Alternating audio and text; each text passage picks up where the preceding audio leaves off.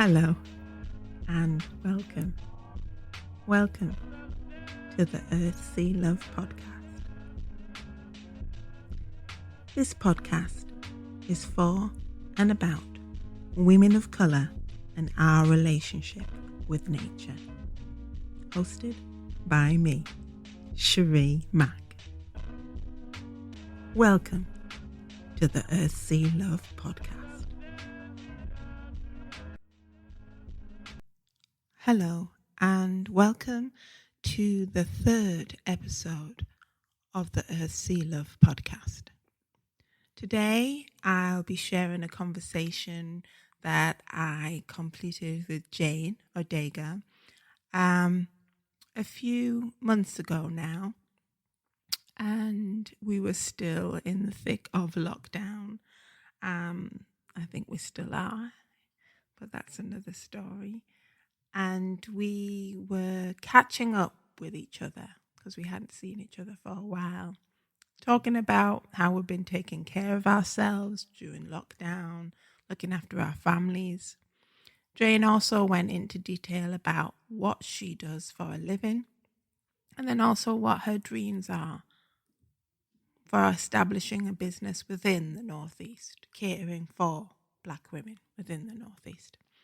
And then we continue our conversation and talk about a group, African Women's Voices, that Jane helped establish within Sunderland, which is there to support and develop African women's presence within the Northeast, and how they use the common language of food, really, to build bridges across cultures and communities. And it's really beautiful to hear Jane talk about their work. And hopefully I'll be able to see the African Women's Voices develop further in the years to come once we get out of lockdown. So this is the conversation. We hope you enjoy it. And if you want to find out more about Jane and her group, there's information given at the end of the podcast, and they'll also be in the show notes. And you can also find out more about the Earth, Sea, Love podcast at our website, which is earthsealove.com. Thank you for listening.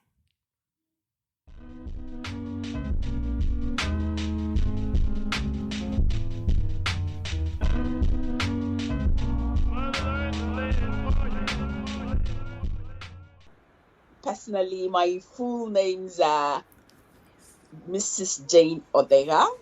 I'm a pharmacist by profession. I currently I cover 6 surgeries. I'm one of the primary care network pharmacists, and also I'm a bank pharmacist with Northeast Ambulance Services, the urgent care, the NHS 111. So, and I am currently working on a project. I just registered a company with Company House, a Baby Limited. This is one of the things I wanted to do if I had continued to be the chairperson for African Women Voices. One of the things that the women kept on mentioning during our connection was lack of job satisfaction.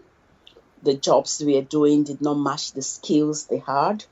Some of them were PhD holders, some of them were master's holders, graduates, and they couldn't really find employment that matched their skills. Some of them were not working at all, and they were struggling. And then I was trying to explore the reasons why things were happening, and it was one of the things. And haven't left that position. It's been a burden in my heart, especially knowing that how much opportunities I've had to grow here as a pharmacist. I just completed my clinical diploma at the University of Sunderland. I'm currently an independent prescriber. and I just finished that also February 2020. Uh, so I am hoping to start my advanced practice, my master's in clinical advanced practice. So I've just rounded up those courses this February. So that's why I had to step down September last year, because I needed to concentrate and finish it. And so I am currently hoping to launch in August. So I'm hoping to open a recruitment agency, not money driven, but however, I don't want a situation whereby I'm looking for who's going to fund it. I want it to be self-funded. So that's why I decided to go through the business route. So you might be hearing more about it. My aim is to connect the Black, Asian minority ethnic groups in the Northeast with uh, employment consistent with their abilities and skills and their preferences. I'm going to be helping them with. I'm already doing it, but not. I do it voluntarily. I try to find out, what are you doing now? So I'm looking for a job. Okay, tell me what job it is. So when I see vacancies, I tend to forward it to the persons, then try to go through them, go through the interview process, and you know, tell me about yourself, and try to say, no, you need to sell yourself. If you've done this and that, this is what the employer is looking for. So I thought about it. Why not do it in a way people could? So that's what I'm working on currently now. So I hope I'm able to touch even more Black, Asian, and minority Asian, because I have worked closely with the Asian community as the chairperson.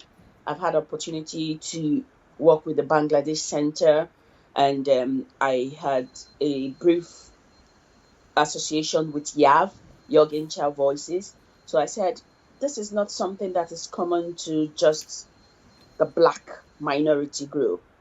The Asian minority group are also facing this. And I did a lot of some research myself. I found that in the Northeast, in 2018, the Black ethnic groups, aside others, had the lowest employment rate in the Northeast. And the next was the Asian group. And I said, why not? If you go down south, the Southeast, it's 83%. You come to the North, it's 58%. So I said, we could change that, because this is our home now. Oh wow, that just sounds so beautiful. You've got a full plate there. How has things changed with the situation that it is now? I think this is the first bank holiday they are letting us stay at home. You Right. know, yeah, we had to like work bank holidays and just help out wherever. So, but I've taken some few days. Initially, they said no holiday, you can't take some days off, but it kind of like said, yeah, we've really worked so hard this period. We can start getting some days. So next week I'm off for 3 days, and this bank holiday. Although some people are working today, they said if you want to take it off, you can take it off. I said, oh, let me just take it off and do this today. Oh. So are you looking after yourself? I mean, as and your family. Yeah, I am. I'm looking after myself. Um, the thing is that they've been so supportive of work. If you're really tired and things like that, if they see that, man, you're tired, they say, do you want to go home? And you go home and you still get paid for it. Oh, So that's good. it's been fine. So long as they see that willingness that you're not running from work, you're Mhm. doing your own bit, and and giving your own best. If they feel, man, I think you're looking stressed out, you need to go home. So, and you don't get penalized for it, you still get paid for it. Oh, that's good. That Yeah, is good. yeah. Yeah. So you're having you've got your kids at home, no doubt, yeah? Oh yeah, they're home. They're a handful. Yeah, because how old are they now then? 9, 11, 13. Yeah. It's still better than when they're younger. Oh, definitely, definitely. I know that Ella turned 10 while in lockdown, and she's now at that age that she can amuse herself. You know, That is it. we don't have to be there all the time on her. But it's just trying to get back to some, or not get back, but fit into some new routines, sort of thing.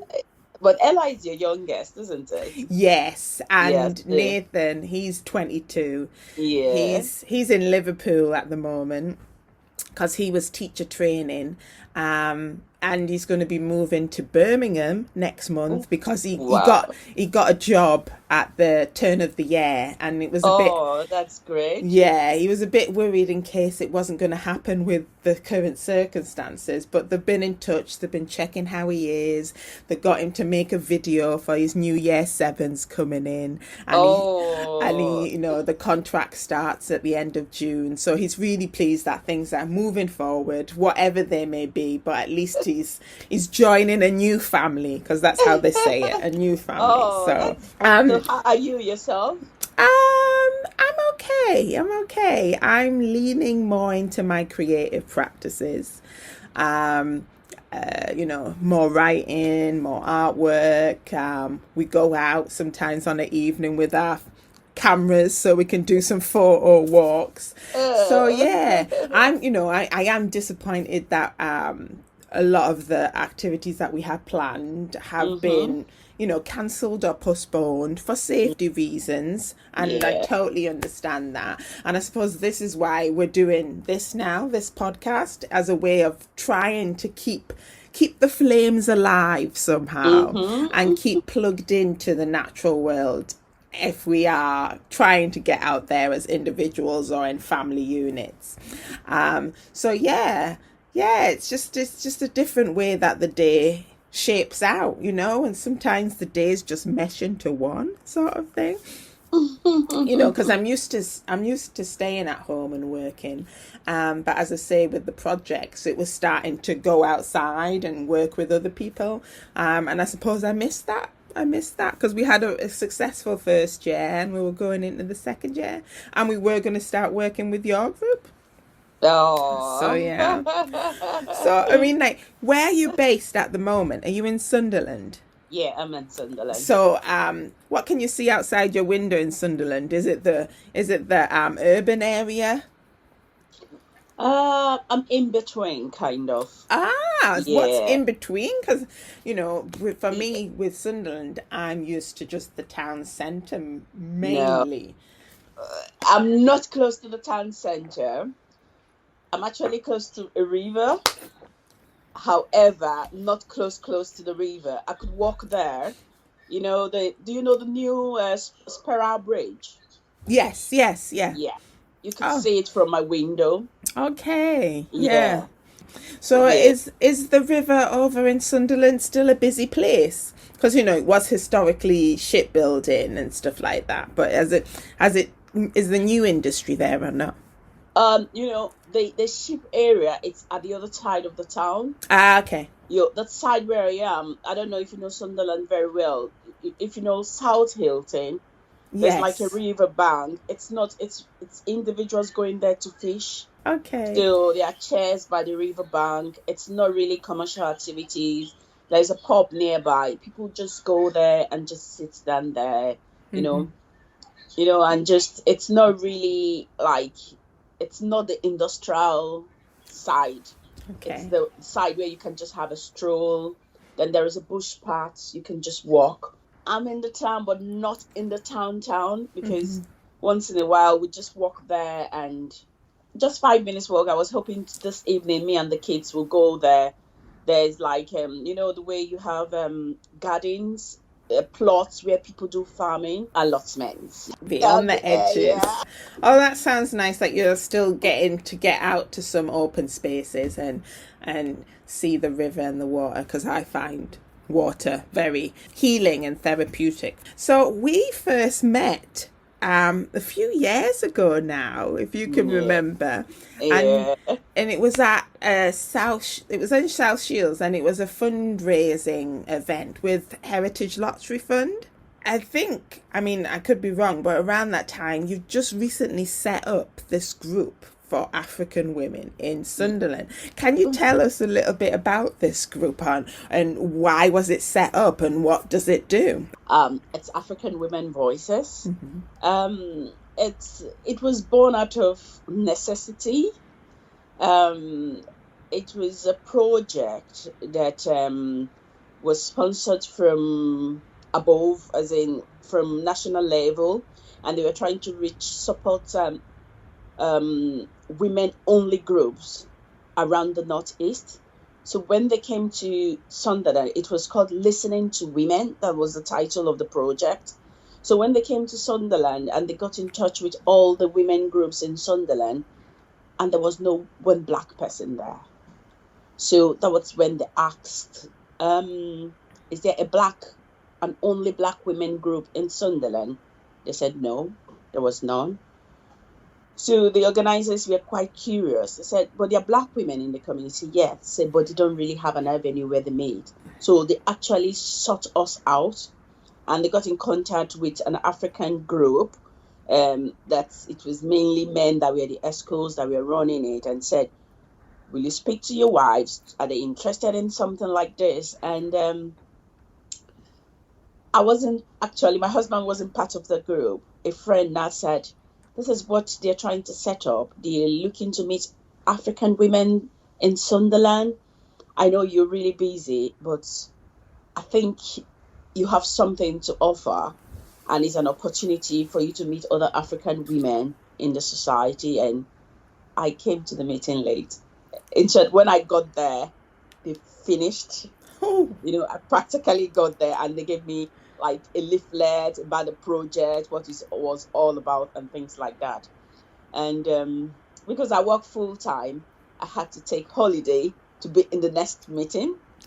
So, I was just kind of quiet there and everybody was talking. So towards the end of the meeting, I said something that kind of inspired everybody. And they said, oh, come on, I think you should take a lead on this and help us put our thoughts together. Let's know where we want to go. So that was how it started. And we had like an interim ESCO to see if it's worth forming the group. And after we had 2 meetings, we all agreed that I think we should meet. I think this is an opportunity for us. So African Women Voices was formed on the 27th of July, 2018. And we had an election and I emerged as the chairperson. So I was supposed to hold that position for 2 years. However, in the first year, because of the men that were contacted, they were mostly Nigerian men, so we were all Nigerians, and it was an African women group.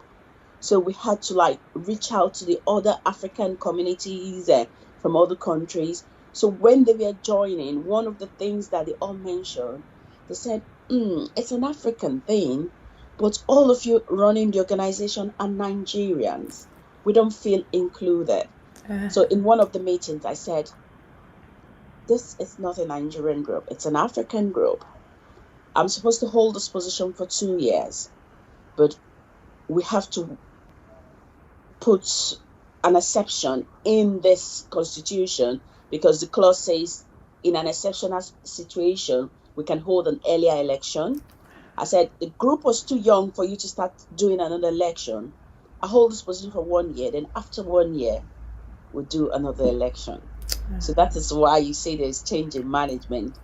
And let me say, in the election, I was actually voted as the new chairperson. I had to step down.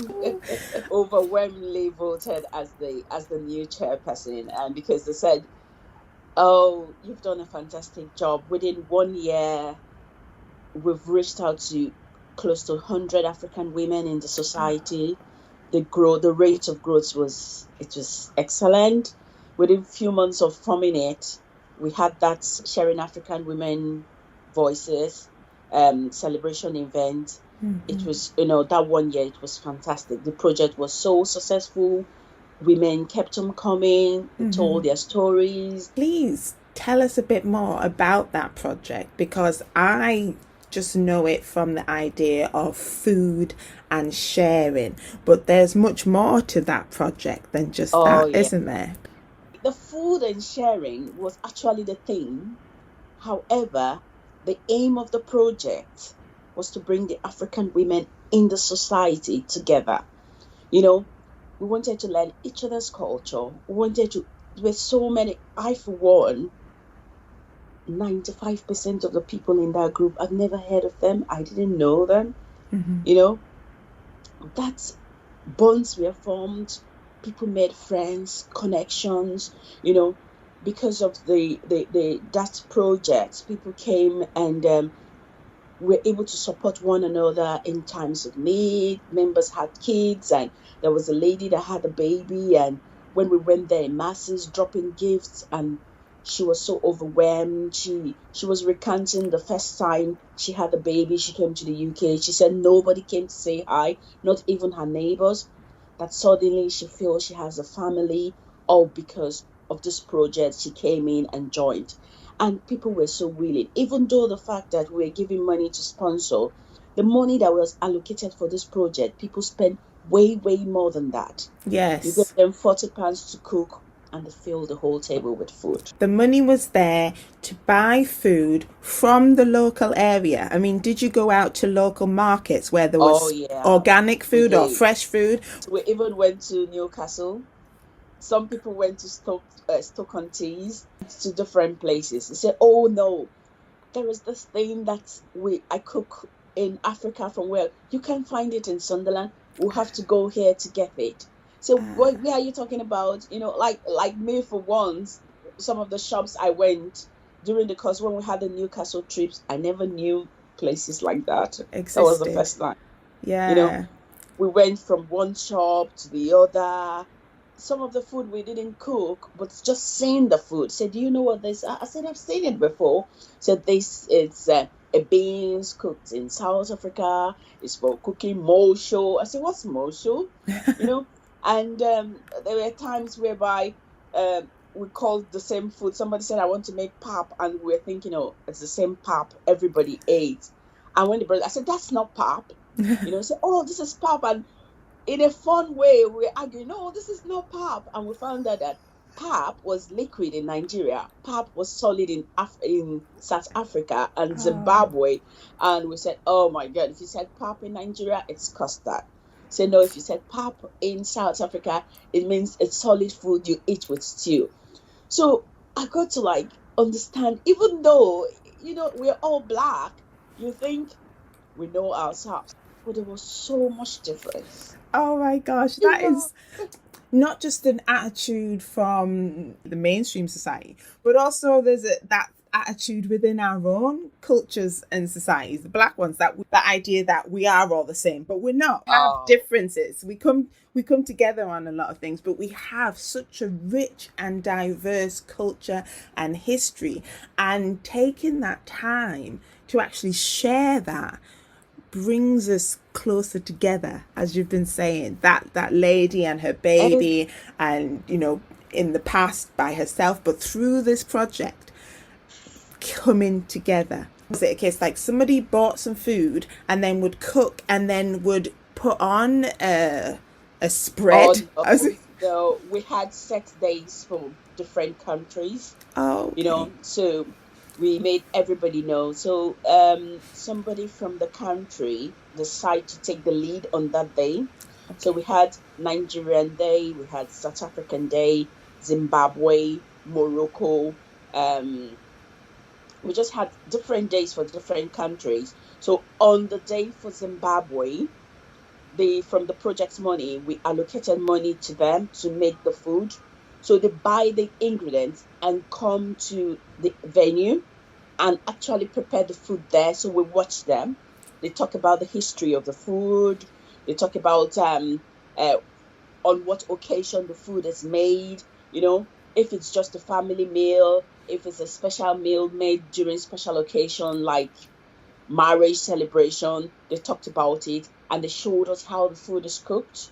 So it was actually it's like a workshop, a practical So we watch them cook the food, and after cooking the food, they spread the food on the table and we start eating. I ate a lot of food I've never eaten before. And of course, when you're doing these practical things, you're talking. Your hands might be busy, but you're actually talking and sharing stories. Yeah. Oh, it was all fun. He said during the cooking, so what's that? Says this, and we, just saying, okay, what's this ingredient? And you mention the ingredient, and different people start talking about what they do with that ingredient in their own countries. Okay, I'm hearing you because that's what I was going to be asking you Yeah. next. Because you have mentioned you come from Nigeria and now in Sunderland. It must have been a total culture shock in Nigeria. Were you there on the edge of the city, just into the rural, or were you totally in the rural area? Oh, I was in the middle of the city when I was in Nigeria. However, I didn't grow up in the middle of the city. I grew up in the rural area. When I got married to somebody in the city, I had to move. But growing up, I grew up in the rural area, and I'm telling you, those were one of the best days of my life. I have never been to Africa. My family descend from West Africa. So we've got Ghana, we've got the Ivory Coast, we've got Togo. I've never been. So please describe what the rural area in Nigeria looks like or feels like to you. Okay, my dad was a vice principal. We lived in one of the rural villages, not in the major towns. We had a farm behind us, so we cultivated the pepper that we used to make food, the tomatoes, the gari. Gari, it's an ingredient in Nigeria. It's a staple food in Nigeria. The yam, we all made them. So we used to, even to the fish. There used to be a pond not far away from the house. I remembered as a child, I just used to love just sitting down there and watch, throw food inside the pond and see the fish come out. You know, it's that calm serenity, just staying under the tree. In Africa, it's when I came here that I realized that you have to spend so much money buying fruit. And when I went to the city, when I got married and went to the city, I had to buy fruit. But growing up, you don't have to pay for fruit. When you want to drink oranges, you just pick it. Yeah. You don't have to. It's you just go there. I just walk into the bush myself. They used to I have a favorite fruit called sherry. We call it sherry. It's got seeds inside. Or during the season, it just falls on the ground. There's loads. You can sit down there all day just eating and eating it. Nobody says anything. You eat as much and you just go home. You know, and that showed it. Like when I was dating my husband before we got married, even though he was living in the city, there was one thing I kept on doing to him. I wouldn't stay in the house. We just walk to the countryside of the city where you have bushes, and we used to have our favorite tree. We talk about it here. I said, do you remember our favorite tree? We stay under the tree and we just talk and talk for hours. Just peaceful, you know? Yeah. It's different. Here, when I hear I say, oh, I went to the countryside, and people talk about it, I said, that it's my life every day growing up. Mm-hmm. It's not a vacation. That is what I did growing up every day. Yeah. It's different. Yeah, it's different. It's part of your being, isn't it? It's part Exactly. of your makeup. Yeah, it's those foundations have been laid within you and you. So you're saying you had this farm, you had your own produce in Nigeria. So what produce were you able to find here in the northeast that would that you brought into your Nigerian offering of food here? Was there certain herbs or there was a certain foods that you were able to find here to bring that piece of home here? Yes. Yeah, yeah, because this foods are imported into the country, so you can still buy it, even though they're expensive. You know, We get the pepper, the yam, the gari, everything I mentioned. You can find them here. But mind you, they don't taste like the ones at home. What's the difference? So, for some weird reason, they don't taste like the one at home. The traveling that these might have done, or is it because you're not eating them with your home environment around you or I your still can't family? place my hand on it. I really don't know. It's just different. I keep saying it. I said, this does not taste like curry I eat at home. Oh, It's just different. yeah. I still don't understand why it tastes different, but I know it definitely tastes different. Yeah, that's But at least you can get something close to home, yeah, a proximity. Yeah. approximately. So the women were sharing the food and stories with the other women in the group, but you did have a big um day of sharing food to the Sunderland, the wider Sunderland Oh, community, didn't you? it's yes. Can you tell us about that? I still get. I still see Sunderland indigenous walking that I don't even recognize. That they recognize me. Said hello. I remember you from that event. When are you having another one? And the mayor was there 1 hour in that program. He stayed till the end. My God, we had arrays of food flooding everywhere, different from different countries. So we had different women behind the food talking about the stories of the food, telling them, and everybody was, I was so overwhelmed. That celebration program. It was so jam packed. People didn't have enough seats to sit down.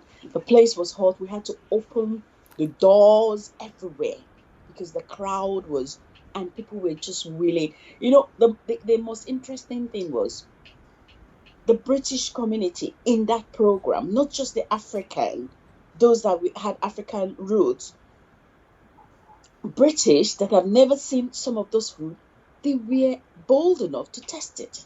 You know, I, I was so surprised.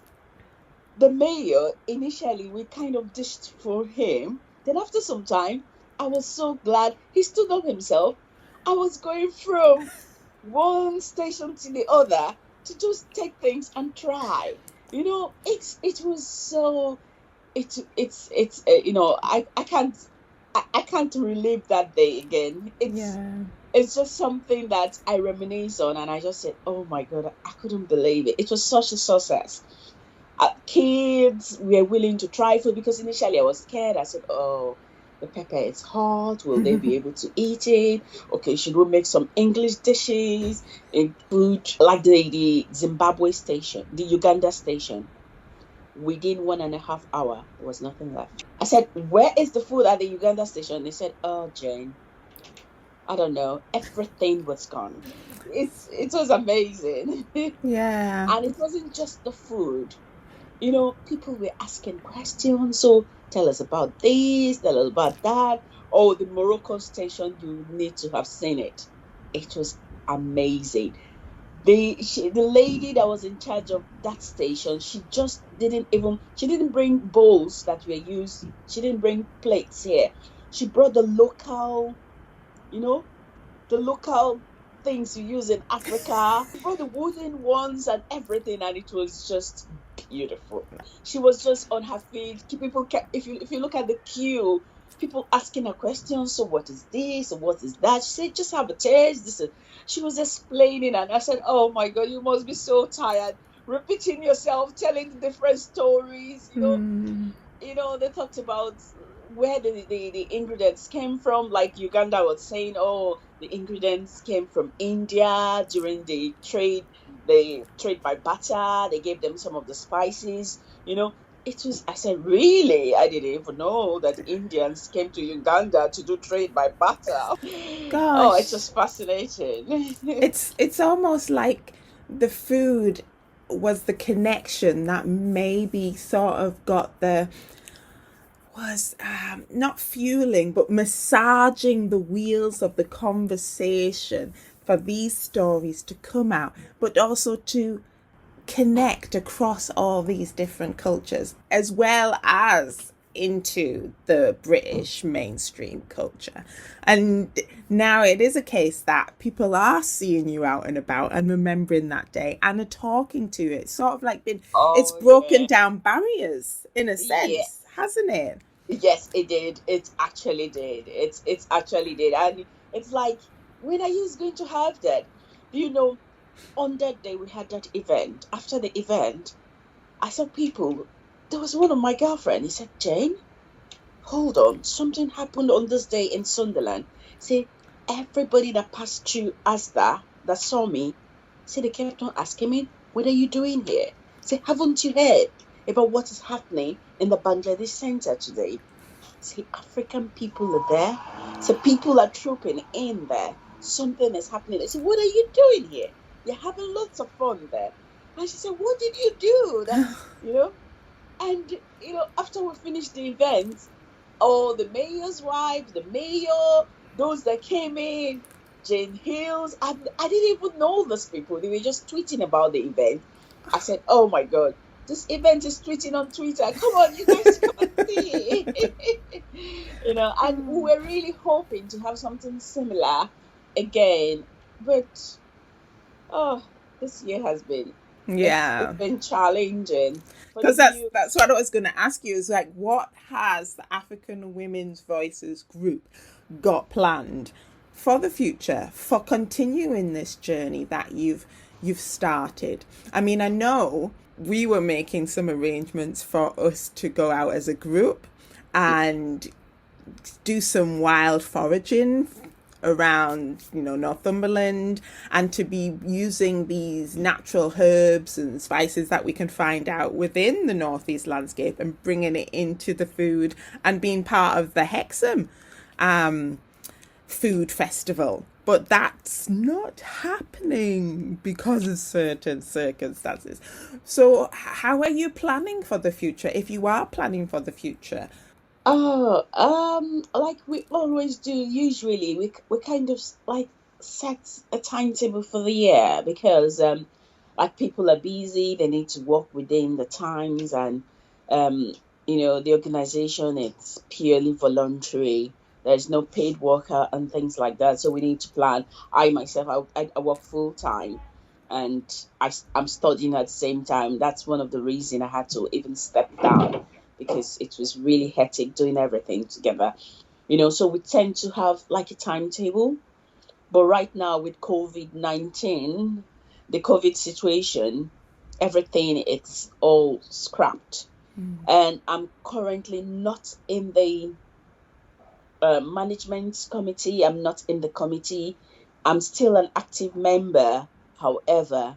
So to be fair, I really don't know what the management committee are planning to do with the whole situation. They've just written in the WhatsApp group that everything is all scrapped due to COVID. I I don't know if understand. they've been able to come up with how we could meet online, or it's difficult, to be fair.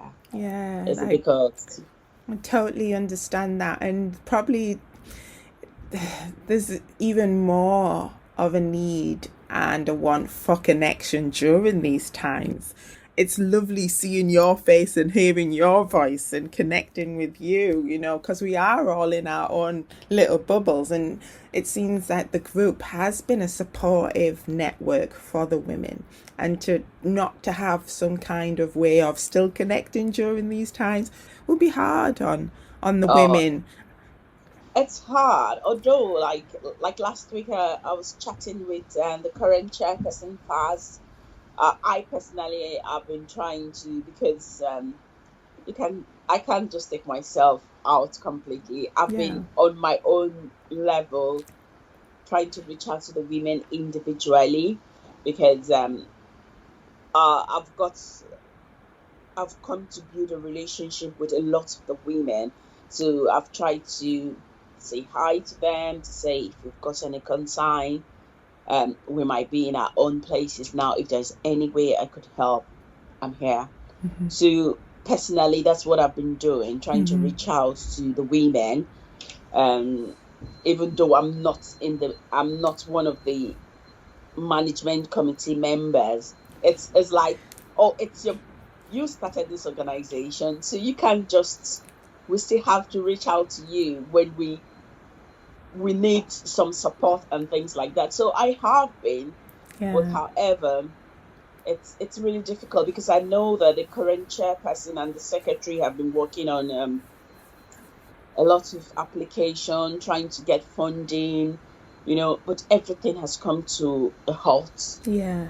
It's really difficult right Yeah. And, that just shows the kind of person that you are, that you've taken on that personal responsibility and reaching out to the women. Shows that the depth of connections that have been made. I would like to just take this time to say thank you for you sharing your time and coming on this podcast. So I thank you for your time. African Women Voices, you could go to www.africanwomenvoices.co.uk. That's the website. And the email address is africanwomenvoices@gmail.com. That's the email. You can follow us on Twitter, African Women Voices. You can follow us on Facebook. We've got a Facebook page, African Women Voices also. If you just tap that, it will come up.